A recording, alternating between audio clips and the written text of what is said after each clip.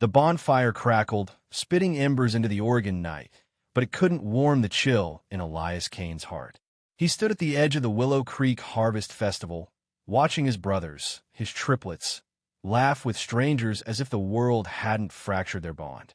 25 years ago, they'd entered this world together, but now, only two were welcome in the family's eyes.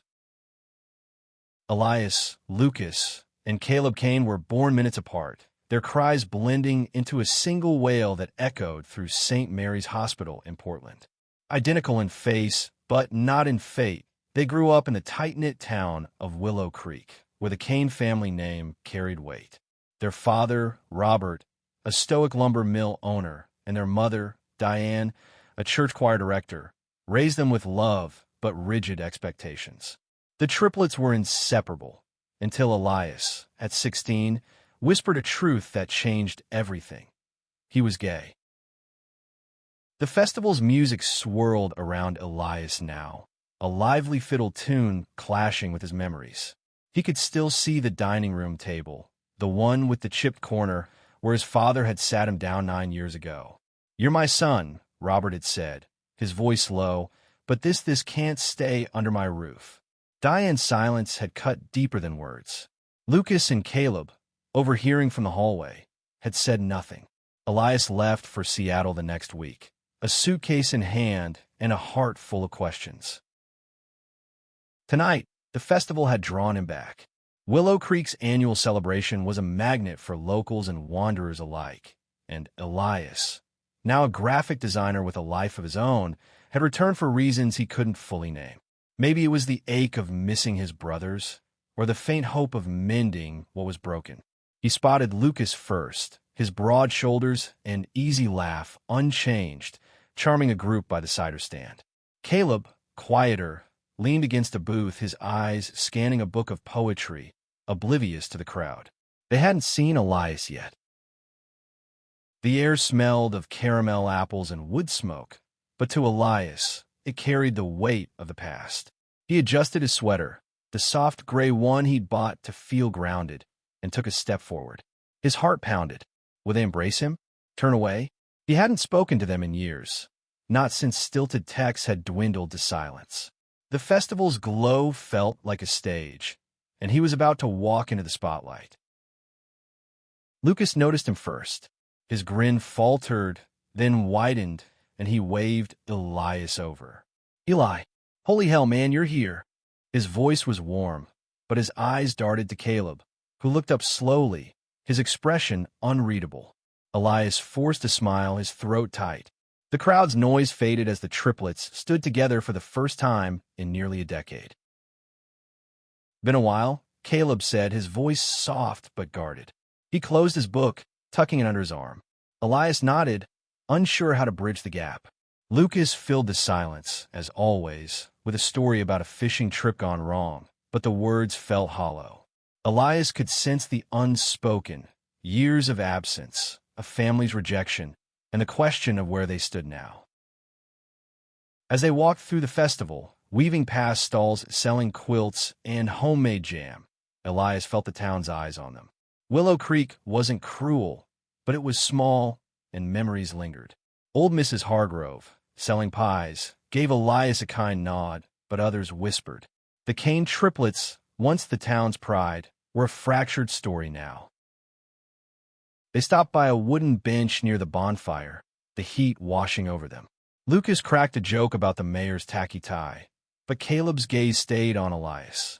"Why'd you come back?" he asked, not unkindly. Elias hesitated.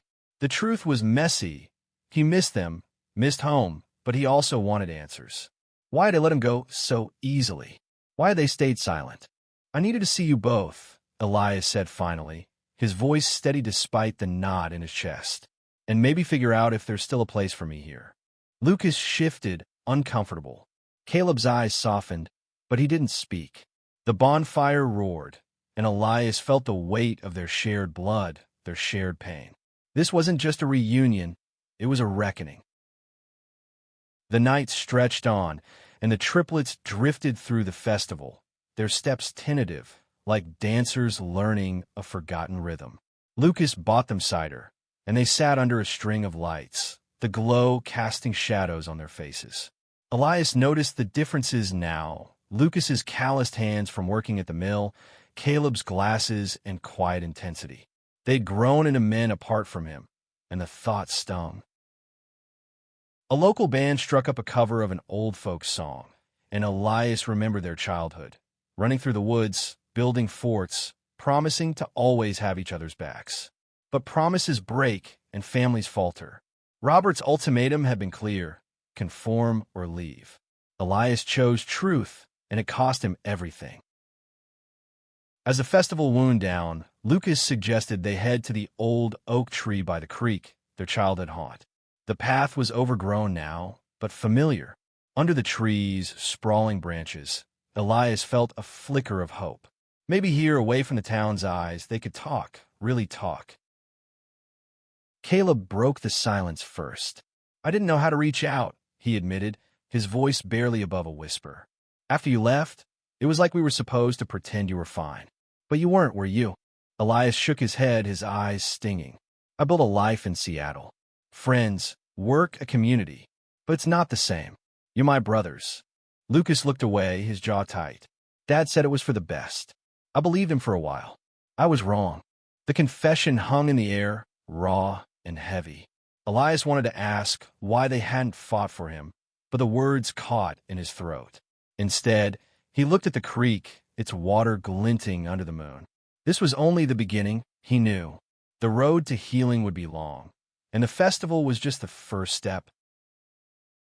The creek's gentle ripple was the only sound as the triplets sat under the oak, its branches swaying like a cradle in the night breeze.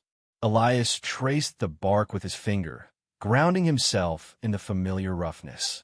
He wanted to hold onto this moment, fragile as it was, but the weight of Caleb's words lingered. "You weren't fine, were you?" Lucas kicked a pebble into the water, breaking the silence. "I should have called," he said, his voice rougher than usual. "I kept thinking you'd hate us for staying, for not fixing it." Elias looked at him, surprised by the crack in Lucas's usual bravado. The man who'd always been the loudest, the strongest, now seemed small under the moonlight. "I didn't hate you," Elias said, though the truth was more tangled. He'd spent nights in Seattle cursing their silence, wondering if they'd chosen their father's approval over him. But seeing them now, the guilt in Lucas's eyes and the quiet regret in Caleb's, softened the edges of his anger. Caleb adjusted his glasses, a nervous habit from childhood. "Dad made it sound like you wanted to leave," he said, "like you were better off without us." "I was 16, Eli. I didn't know how to question him." Elias nodded, his chest tight. At 16, they'd all been kids, caught in their father's shadow. Robert Kane's word was law in their house, his beliefs rooted in a world that didn't bend. Elias had spent years replaying that night at the dining table, wondering if he could have fought harder, explained better. But love, he'd learned, wasn't always enough to change a heart. The conversation drifted to safer ground. Lucas's job at the mill, Caleb's studies in literature at Portland State. Elias shared pieces of his life. The art gallery he worked for, the friends who'd become his chosen family. But every laugh, every story felt like a bridge half built. There was too much unsaid. As they walked back to town, the festival's lights dimming in the distance, Elias noticed a flyer pinned to a lamppost. It advertised a community meeting at the church, the same one their mother still attended. The topic, family values in a changing world. Elias's stomach twisted. He knew what that meant in Willow Creek. Code for keeping things as they'd always been, with no room for people like him. Lucas followed his gaze. "They're not all like that anymore," he said, but his tone lacked conviction. Caleb stayed quiet, his eyes on the ground. Elias wondered if they'd ever stood up to the town's whispers, or if they'd just learned to tune them out. Back at the festival's edge, they paused by Lucas's truck. The air felt heavier now, the reunion's warmth fading. "You sticking around?" Lucas asked, his voice hopeful but cautious. Elias hesitated. He'd booked a motel room for the weekend, unsure how long he'd stay. "Maybe a couple days," he said. "Depends." Caleb reached out, touching Elias's arm briefly. "Come to the house tomorrow," he said. "Mom's out of town, but we could talk more. Just us." The invitation felt like a lifeline, but also a risk. The Kane house was a museum of memories, good and bad. Elias nodded, unsure if he was ready to step back into that space. "I'll think about it," he said. They parted with awkward hugs, Lucas's too tight, Caleb's tentative. Elias watched them drive off, the truck's taillights fading into the night. He walked to his motel, the stars above Willow Creek brighter than he remembered. Sleep didn't come easily. His mind churned with questions. Could they rebuild what was lost? Did they even want to? The next morning, Elias woke to the sound of church bells. Willow Creek felt both familiar and foreign, its streets lined with memories of bike races and summer fairs. He drove to the Kane house, a sturdy craftsman with a wraparound porch, and parked across the street. The sight of it hit him like a wave. The window where they'd sneak out at night. The mailbox with Kane still painted in his mother's neat script. Lucas opened the door, a grin breaking through his nerves. "You came," he said, pulling Elias into a hug. Caleb was in the kitchen, brewing coffee, the smell filling the house with warmth. They sat at the same dining table where Elias's world had unraveled years ago.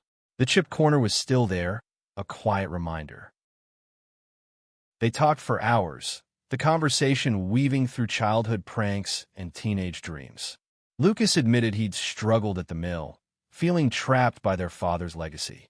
Caleb spoke of his fear of disappointing their parents, of hiding his own doubts about their beliefs.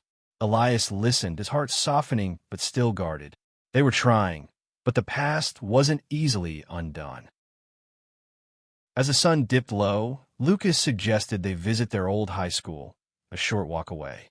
The idea felt reckless, like poking a bruise, but Elias agreed. The school was unchanged, red brick, faded murals, the football field where they'd all played. Standing on the bleachers, Elias remembered the day he'd come out to his best friend, Jake, only to watch him walk away. The memory stung, but Lucas's hand on his shoulder grounded him. "You were brave," Lucas said, his voice low. "Braver than me." Elias looked at him, surprised. Caleb nodded, adding, "We should have been there." "I'm sorry." The words were small, but they carried weight. Elias felt something shift, a crack in a wall between them. But as they left the school, a familiar figure approached.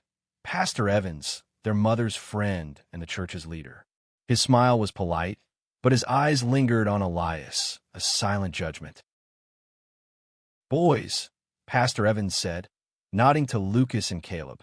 To Elias, he added, "Didn't expect to see you here." The words were neutral, but their edge was sharp. Elias held his gaze.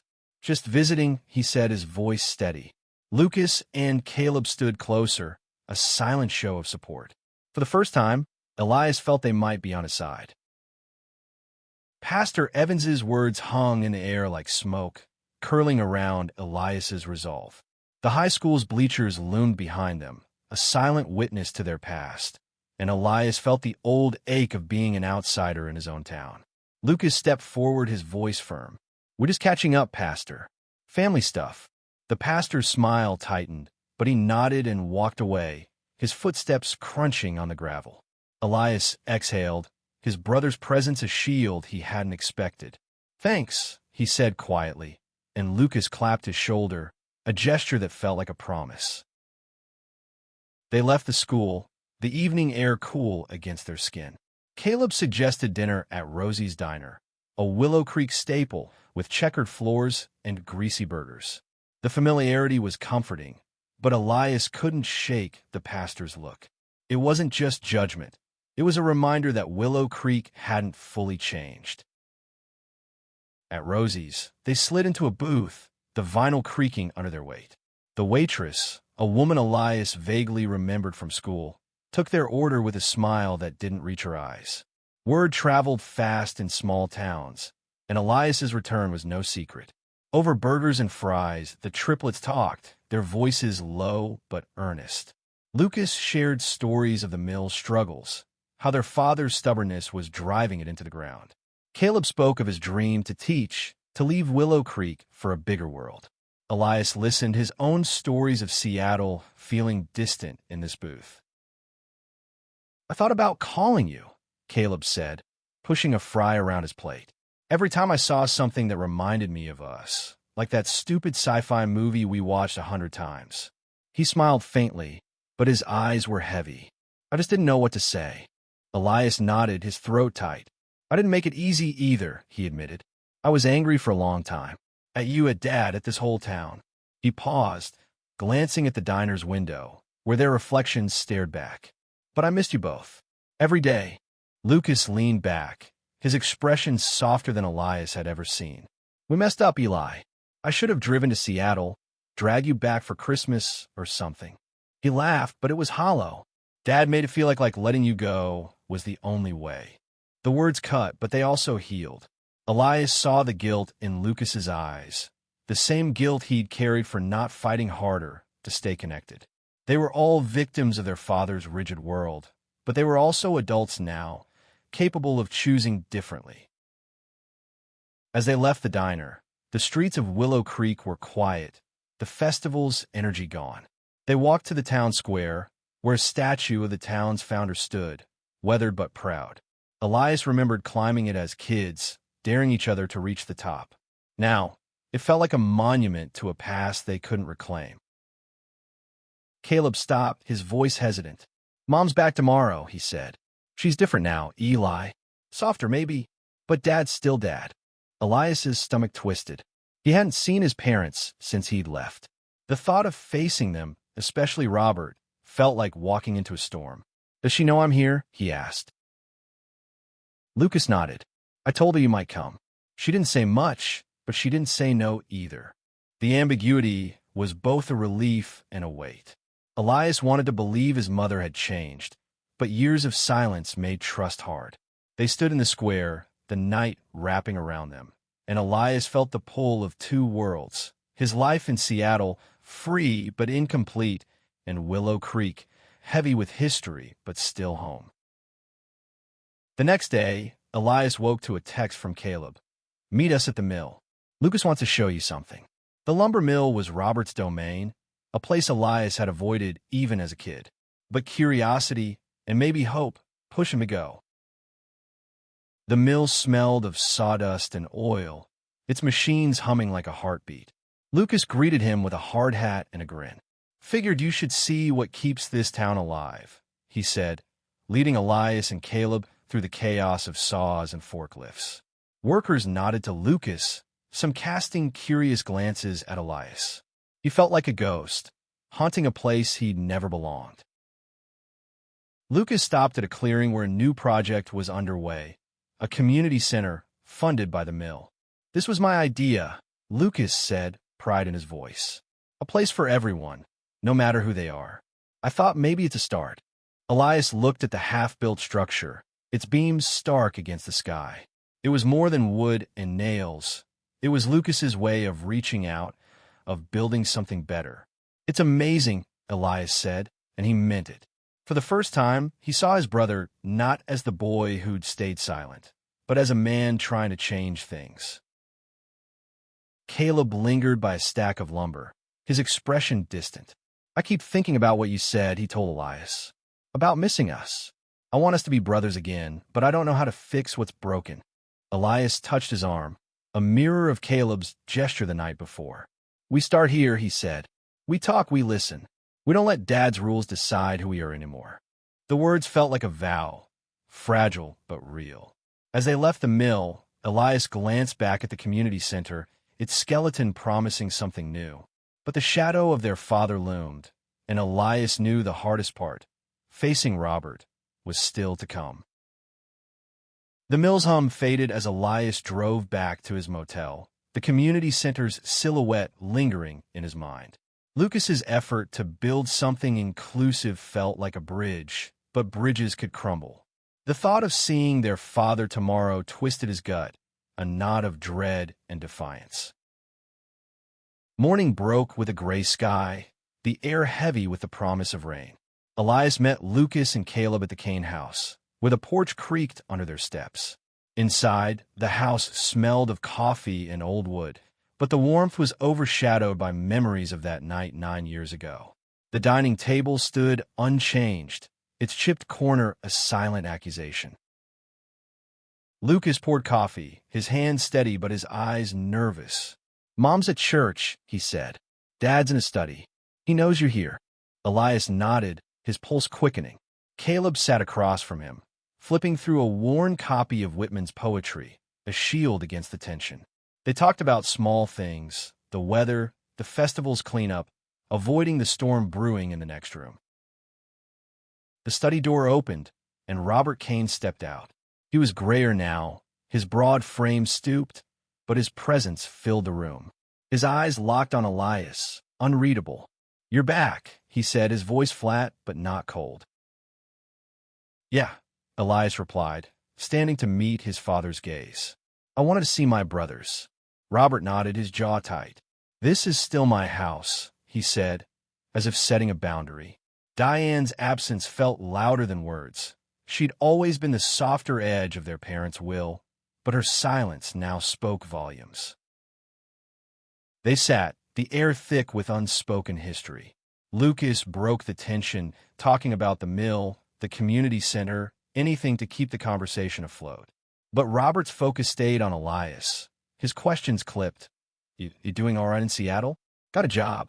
Elias answered carefully, mentioning his design work, his apartment, leaving out the parts of his life Robert wouldn't want to hear. Caleb, usually quiet, surprised them. "Eli's built a life, Dad," he said, his voice firm. "He's happy. That's what matters." The words were a challenge, and Robert's eyes narrowed, but he didn't argue. Lunch was tense, the clink of forks loud in the silence. Elias felt like a guest in his own childhood home, every bite a reminder of what he'd lost. After, Robert retreated to his study, leaving the triplets alone. Lucas suggested a walk to the creek, their old refuge. The path was muddy, the creek swollen from recent rain.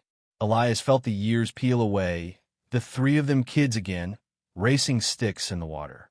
But the weight of their father's presence lingered. "He hasn't changed," Elias said, his voice low. "Has he?" Lucas kicked a stone, his frustration clear. "He's trying, in his way. The community center, he didn't fight me on it. That's something." Caleb shook his head. "It's not enough. He sent you away, Eli. We let him." His voice cracked, and Elias saw the guilt he'd carried for years. It mirrored his own. They sat on the bank, the water rushing past. Elias told them about Seattle, his first Pride parade, the partner he'd loved and lost, the art that kept him grounded. Lucas and Caleb listened, their questions tentative but genuine. For the first time, Elias felt they saw him, not just the brother who'd left. As dusk fell, they returned to the house. Diane was back, her face lined but softer than Elias remembered. She hugged him, her embrace hesitant but warm. "I've missed you," she whispered, and Elias wanted to believe her. But the absence of an apology, the shadow of Robert's rules, kept him guarded.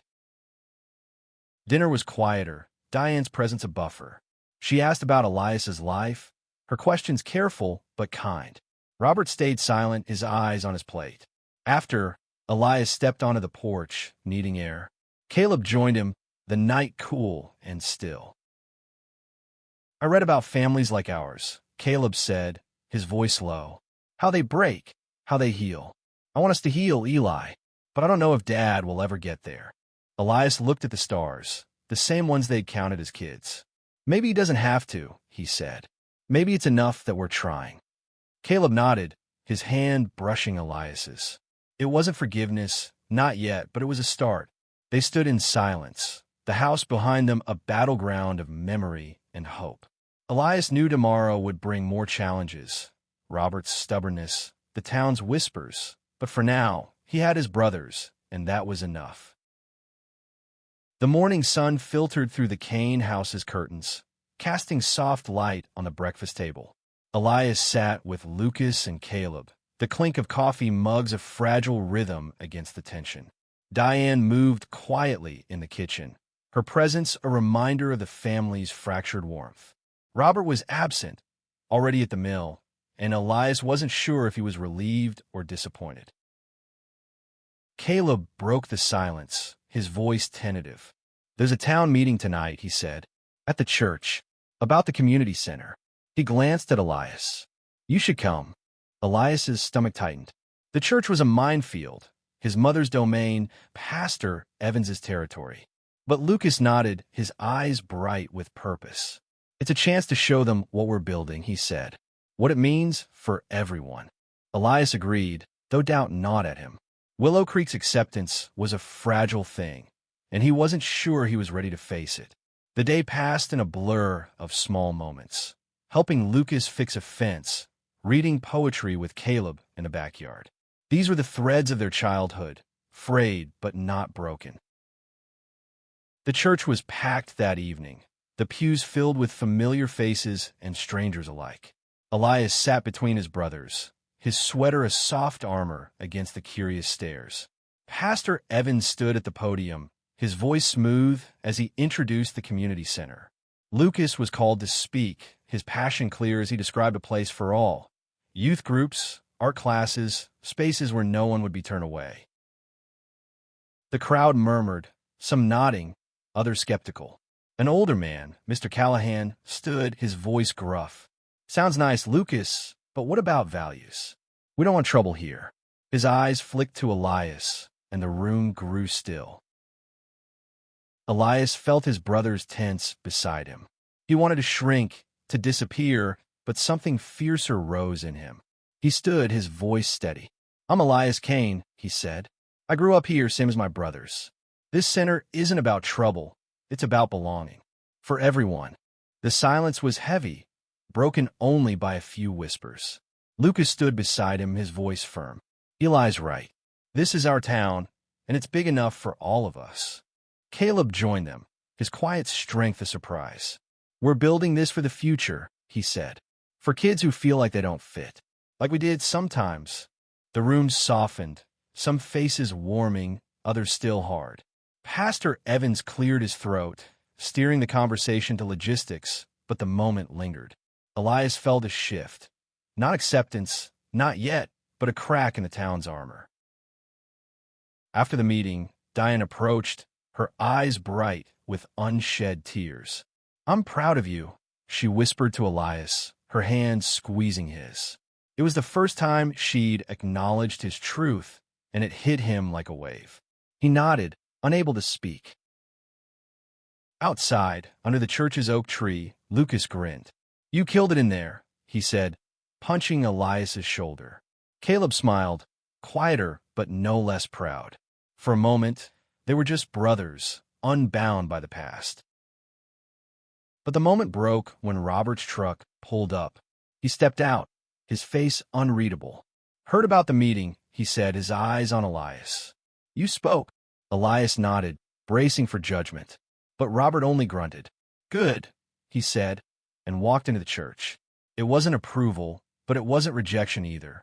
Elias clung to that ambiguity, a sliver of hope. The triplets drove back to the house, the night air cool through the open windows. They talked about the center, about dreams they hadn't shared before. Lucas's hope to modernize the mill, Caleb's plan to apply for a teaching job, Elias's desire to open an art studio. The conversation felt like a new foundation built on honesty. At the house, Diane had left a note. "Gone to bed. See you boys tomorrow." Elias traced her handwriting, remembering her stories, her lullabies. She was trying, in her way. He wondered if Robert ever would. As they sat on the porch, Lucas pulled out a bottle of whiskey, a rare indulgence. They passed it around, the burn loosening their tongues. Caleb admitted he'd questioned his own faith, wrestling with the church's teachings. Lucas confessed he'd dated someone who challenged his views, making him see the world differently.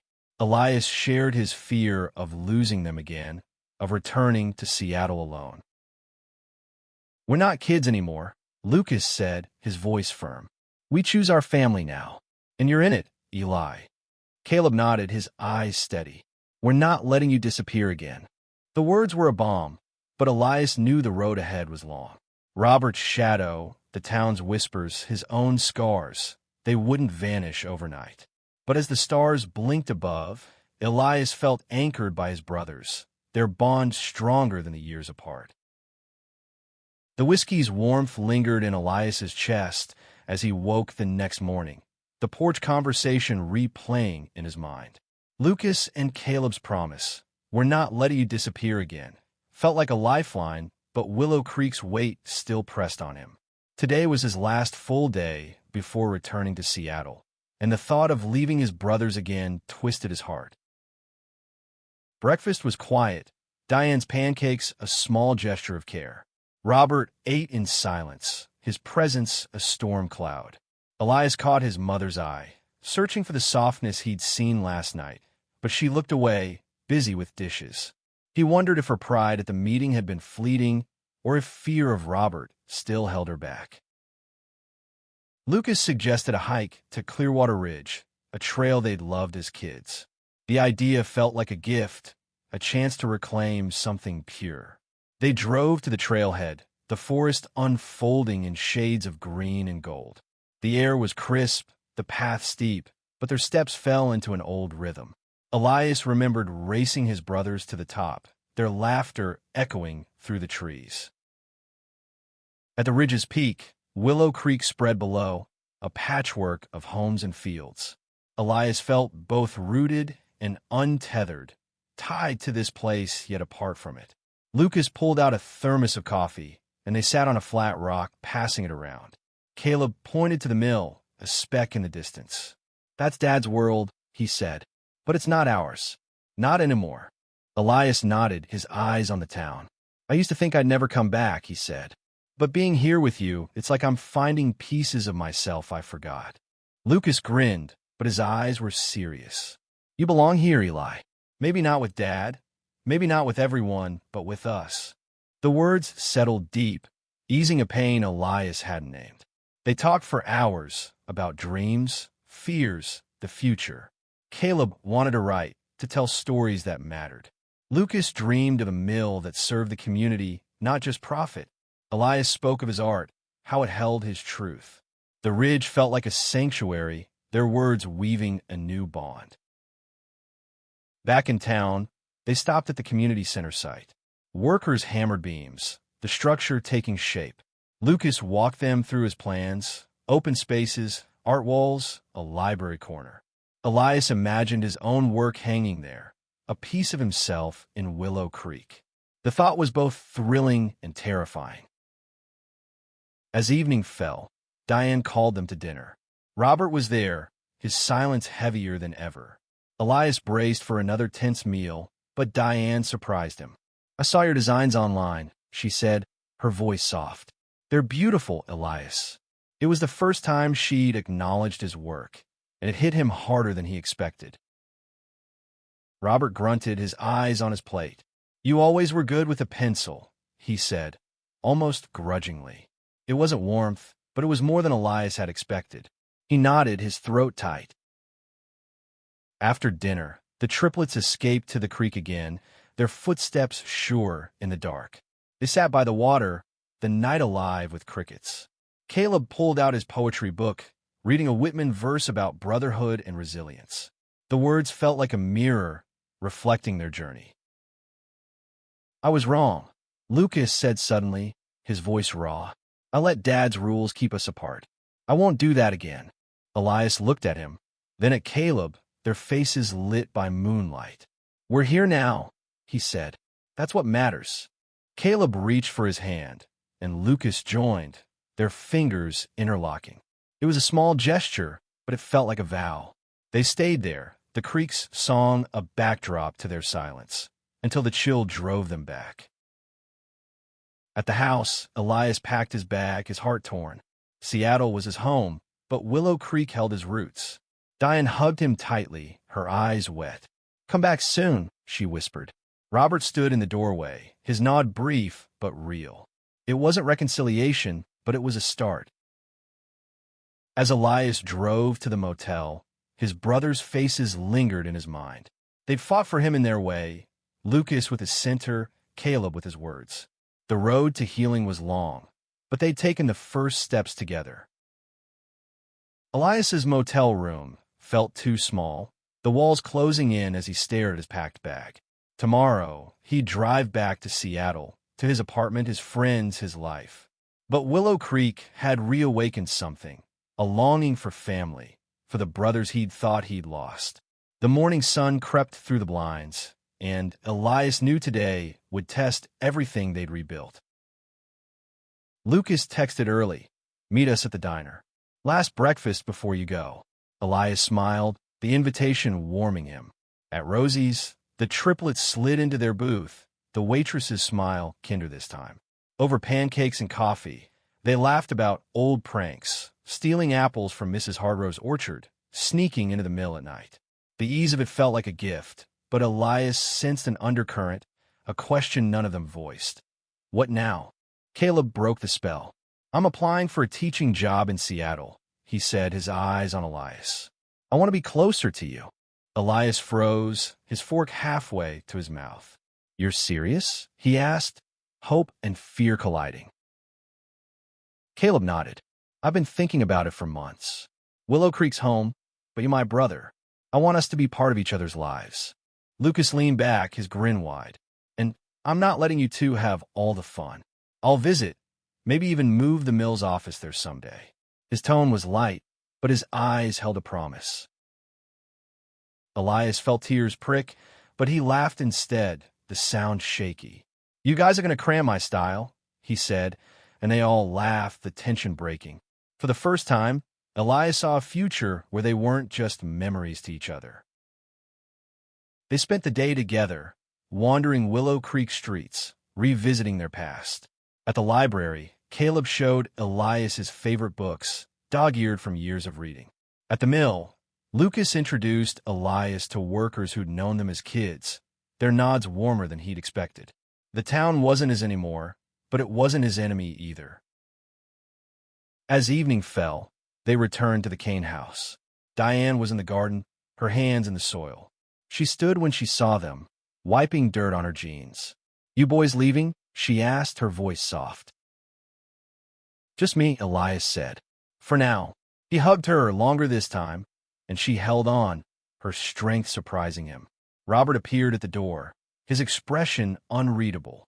Elias braced himself, but his father stepped forward. "Drive safe," Robert said, his voice gruff. He extended a hand, and Elias shook it, the contact brief but heavy. It wasn't love, not yet, but it was acknowledgement. The triplets drove to the town's edge, where a sign read, "Welcome to Willow Creek." They stood there, the road stretching toward Seattle, toward possibility. Lucas pulled Elias into a hug, his voice low. "You're not disappearing again. We're family." Caleb joined, his arms around them both. "We'll make it work," he said, "no matter what." Elias nodded, his throat tight. The sun dipped below the horizon, painting the sky in hues of fire and gold. He climbed into his car, his brothers' faces framed in the rearview mirror. As he drove, Willow Creek fading behind him, Elias felt a weight lift. He'd come seeking answers, closure, maybe forgiveness. Instead, he'd found something better, a beginning. In Seattle, he'd build on this. Caleb's move, Lucas's visits, their shared dreams, they were threads in a new tapestry. The pain of their father's rejection, the town's judgment, would always be there, but so would their bond. They were triplets born together, and now they'd chosen each other again. The road hummed beneath his tires, and Elias smiled. He wasn't disappearing. Not anymore.